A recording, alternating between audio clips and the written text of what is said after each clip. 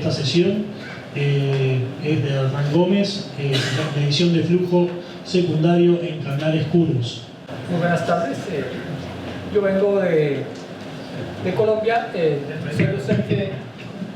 soy docente de hidráulica y estoy trabajando ahora en unos mediciones de flujo. No son tan aplicados a la parte de hidráulica fluvial, más que todo en laboratorio, y mi trabajo realmente ha venido siendo en identificar estructuras de flujo que se pueden aprovechar a nivel industrial o en procesos industriales. ¿Sí? Aquí les voy a presentar un caso de la medición de un campo de flujo en un canal curvo con proyección a separar partículas contenidas en el agua. Entonces lo que hicimos fue construir un canal. Es un canal que en el extremo pues, tiene una curvatura definida con una geometría. Tiene dos salidas. Esto de las salidas realmente es para evaluar cómo se reparten los sedimentos al final de la curva. ¿Sí? Esto era un sistema recirculatorio, más que todo por manejo de las partículas, que no se nos pierdan en el camino. Estas son nuestras secciones de medición en la curva y en el tramo recto. Pues al final se ve que tenemos un canal bifurcado. Y lo que hicimos fue usar un ADB Vectrino Profiler 2 que pues es como de los últimos que ha sacado la empresa Nortec.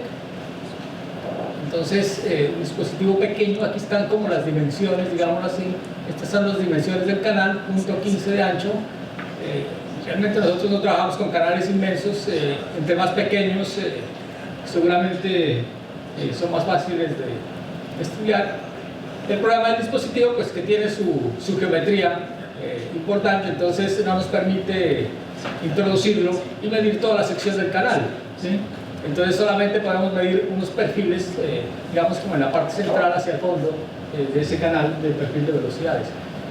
Pues este ADB tiene la particularidad es que no me mide un punto, sino me mide un perfil de alrededor de 3 a 4 centímetros. ¿Sí? Entonces me saca el perfil de velocidad en cada una de estas franjas que están subrayadas y con eso podemos estimar un perfil. Pues esto trabaja igual que los demás ADB. La zona central pues emite una señal que son captadas por los receptores en los 4 brazos. ¿Sí? Este ADB tiene 2 para medir X, Y y tiene 2 para medir Z. ¿Sí? Entonces mide 2 para velocidad Z y ese nos sirve para correlacionar si las dos velocidades en Z están acordes pues, con el flujo que se está midiendo. Por acá está conectado a un cable, a un data logger, y del data logger va al computador, el cual podemos descargar los datos. Esto por acá tiene unos cables pues, que uno los puede solicitar de diferente longitud que uno necesita. Entonces, una de las interrogantes es cómo configurar el aparato. ¿Sí? Entonces el problema del aparato es que estos datos de entrada no son inherentes al aparato, sino que dependen prácticamente de la geometría de los flujos que uno esté midiendo. ¿Sí? Entonces está la tasa de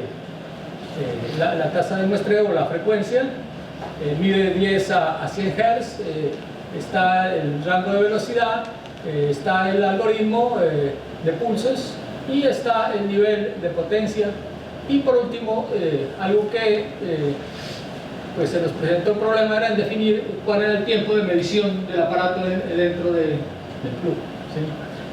Por ahí hicimos algunos chequeos y encontramos algunos parámetros para medir o para establecer esos valores. Entonces, en la tasa de muestreo, realmente en la literatura hay algunos métodos que relacionan la frecuencia de medición contra la longitud. Por ejemplo, una longitud máxima contra la velocidad, esta se puede considerar como velocidad media y sacar un tiempo para calcular la frecuencia. Entonces hay varios métodos que nosotros colocamos y dan unas frecuencias, pues digamos coherentes, alrededor de 70 decibeles.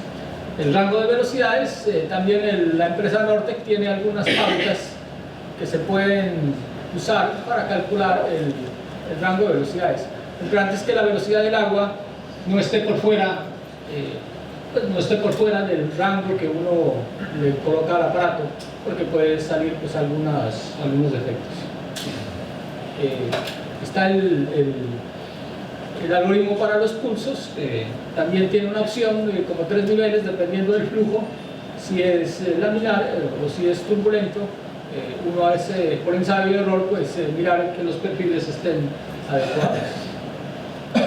Y lo último fue pues el nivel de potencia. La potencia de la señal también tiene 4 niveles, de alto a bajo, y también hay que hacerlo por ensayo y error, porque si le colocamos mucha potencia a la señal es posible que rebote en el fondo del canal y eso genera interferencia en la medición del perfil de velocidad.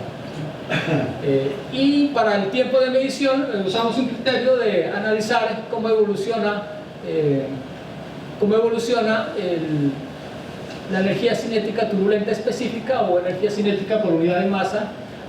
Esto se puede demostrar matemáticamente, que uno puede llegar a esta ecuación. Usamos las señales para calcular la varianza de cada una de las velocidades. Eso nos genera el perfil de la energía cinética turbulenta específica.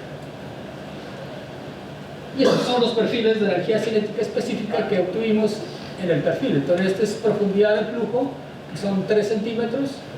Y miren cómo evoluciona la energía cinética turbulenta en el tiempo, ¿sí? Entonces la pregunta es, ¿cuánto tiempo dejamos el aparato para que me saque un perfil estable? ¿Sí? Entonces, aquí gráficamente, pues uno podría observar que hasta cierto tiempo los perfiles prácticamente van generando alrededor de un cierto valor, ¿sí? Esta es la gráfica de los nuevos perfiles con el tiempo de cada uno de los perfiles, y aquí observamos que en los primeros 20 minutos, por ejemplo, tiene una inestabilidad y después tienden a ser un poco más constantes. Entonces la pregunta es, ¿qué tiempo lo dejamos, ¿sí?, el aparato en el flujo? Nosotros usamos este software, que es un software probabilístico de la Universidad de Florida, que nos permite comparar datos. Ellos hicieron un análisis probabilístico muy detallado y nos permite comparar datos en ciertos rangos. Entonces uno define un rango de probabilidad en el cual acepta que un perfil esté más cercano que el otro.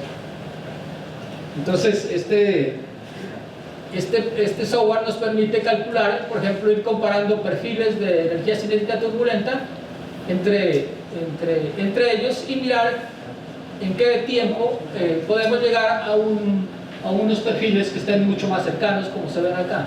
Esto nos genera una probabilidad, por ejemplo, una probabilidad de un porcentaje determinado, que el estadístico esté dentro de ese rango. Entonces ahí comparamos y decimos que ese tiempo es importante.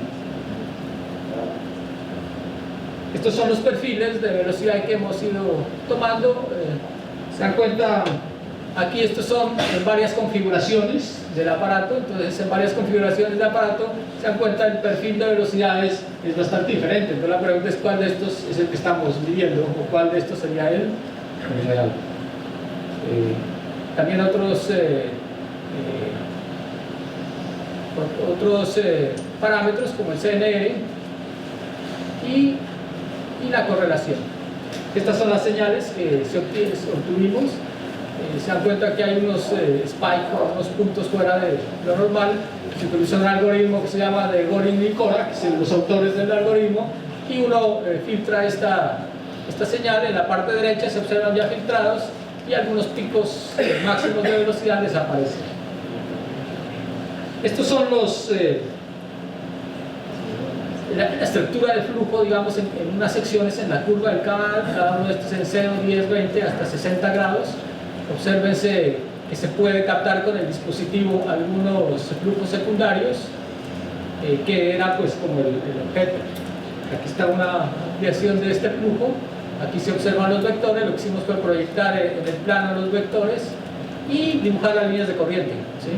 Esto nos indica pues que hay recirculación y es lo esperado en un canal curvo, ¿no? Que la recirculación sea de la parte externa a la parte interna de la curva, ¿sí? Entonces hay una recirculación de ese flujo. Hasta ahí pues todo estaba como bien. Lo que nos dimos cuenta es que este vórtice realmente no es permanente, ¿no? Entonces nos dimos cuenta que este vórtice se desplaza en la sección del canal, ¿sí? Entonces se vuelve internamente en flujo no permanente y el dominio general es flujo permanente. Entonces ahí estamos todavía en este dilema de cómo cuantificar este flujo no permanente y qué tanto afecta este movimiento del vórtice en la parte lateral al perfil de velocidades que lo está midiendo, ¿sí? Entonces esa parte no la hemos podido, digamos, concluir.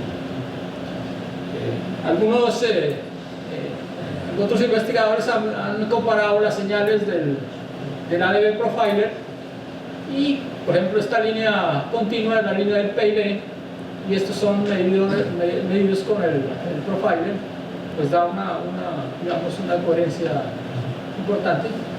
En esta otra son perfiles medidos con PIB y medidos con ADB Profiler, y se dan cuenta que donde termina cada ciclo, digamos, de perfil, hay una discontinuidad que eso no lo hemos podido corregir, digamos, para unir un perfil en la vertical usando varias mediciones. Entonces ahora los quería compartir.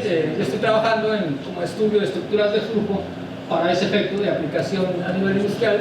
Realmente encontramos ya como una calibración del dispositivo que nos ha arrojado pues, datos al menos coherentes con lo esperado en la realidad. Muchas gracias, eso era lo que les quería compartir.